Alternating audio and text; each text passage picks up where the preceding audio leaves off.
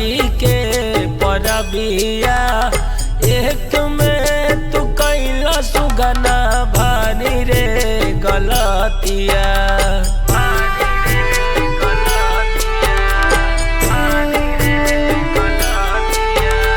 पहिला बेर भूखल बानी छठी के परबिया एक में तू कैला सुगना भारी रे गलतिया।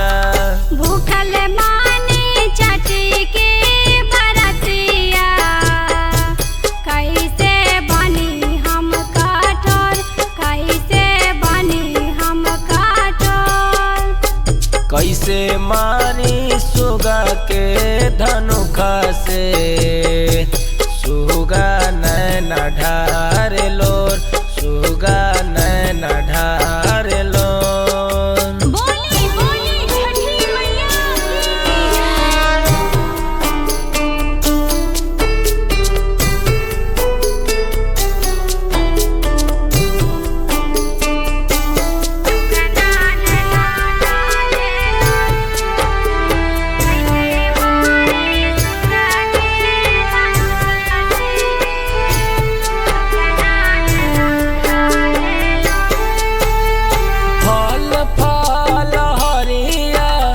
भरल रहे दाउनिया अब का हम करी भइल अरग के बेरिया।